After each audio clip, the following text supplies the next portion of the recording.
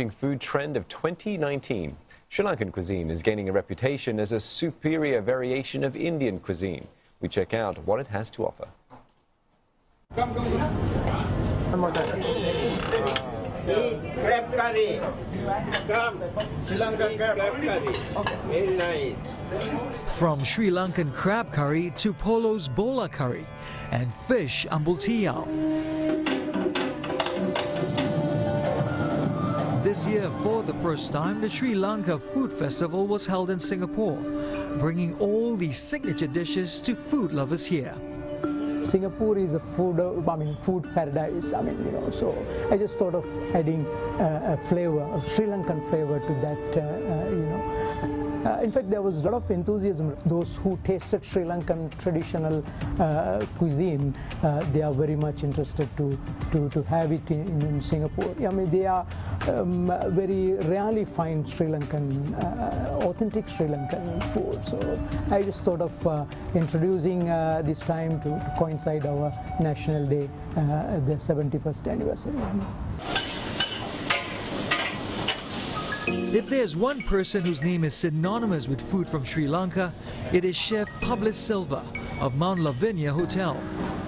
The 83-year-old is the author of 23 cookbooks, including a miniature cookbook of recipes from the royal household of Sri Lanka's last king, and holds a Guinness record for creating the largest and longest kiri bath or milk rice.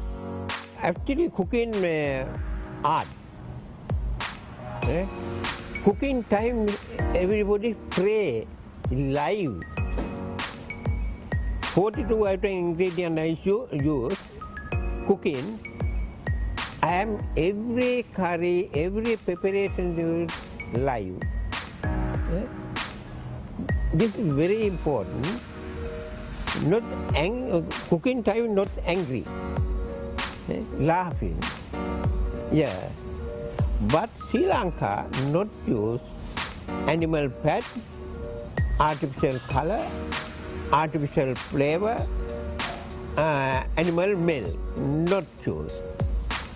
Coconut milk, coconut oil, and natural color Sri Lanka use. World first country which is cooking.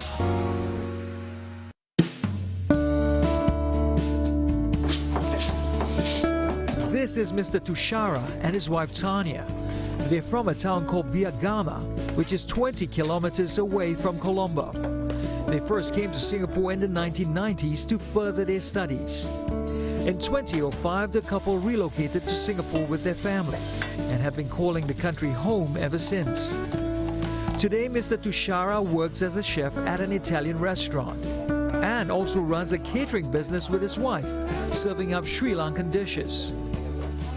We do Sri Lankan food for catering. There are Sri Lankan families here, so they always order from me. Mainly from Sri Lanka Ramaya Temple.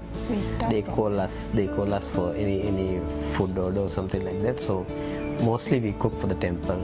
Other than that, we do eat every day. But there are some of the families, they won't be able to get Sri Lankan food in Singapore. Yeah. That's why they order from us.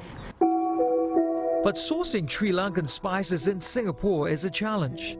Mr. Tushara relies on family members and friends back home to bring in fresh stocks. Not that easy to find. There are a few shops, but they don't bring a lot of things, a bit only. Yeah. So what usually I do is when my friends come from Sri Lanka, I ask them to bring from there. So my mother is there to prepare for me some spices and all this. So she packed everything. So whenever my friends come, I ask them to bring. We have our unique ingredients, Sri Lanka, especially like cinnamon. This is from cinnamon tree. They hand pick and they roll it. They will dry it under the sun, and it will take I think few months. And also we have some other ingredients. We call it goraka, that is for the souring agent. So actually this is also a kind of fruit. This one we take out the outside inner part, then we sun dry it. Use for the fish. You can use for some other sort of like chicken. For the Tushara family, it's a must to have Sri Lankan food daily. We do eat every day. So, I mean, for us it's the most important. At least once a day we need to have Sri Lankan dish. We must have rice at least a day with mostly dal curry, all my children like, and some fish. The mostly is the dal curry, that is must. Mr. Tushara says he takes great pains to cook up an authentic Sri Lankan meal on a daily basis. The taste must be there. Spices, you have to have the unique those spices to make it nice, and of course the quality of foods like fish must be fresh. Like tuna fish, it must be fresh, otherwise you will never get that taste. Even coconut milk we use, like we grate the coconut, we put the water and squeeze, we take the fresh coconut milk. Sri Lankan use that, they don't use the packet one. Both of us, we want to cook our food and eat. For me, I don't like to eat outside. Food aside, Sri Lanka also prides itself as one of the world's top producers of tea, alongside China, India and Kenya. The island holds over 1,200 tea factories, with 97% of its production of black Ceylon tea exported across the world. Like the great wine-growing regions of France, the tea country is divided up into 7 strictly defined regions or districts, each of which is known for producing teas of a particular flavor. When you have a tea board that controls what you put in the tea gardens, then it's safe for human consumption. So Ceylon tea will never be bitter.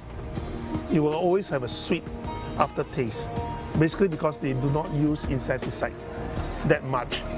Although they still use chemicals, nutrients, but it's not toxic. So it doesn't change the type of taste that you have. But Sri Lanka, they depend a lot on tea production. So they are very concerned, and the efforts are put in to make the quality of the tea at the best. For any Sri Lankan, identity is found in their food, spices and tea. That also explains the motivation behind all the effort to preserve and pass them down from generation to generation and from Sri Lanka to the world.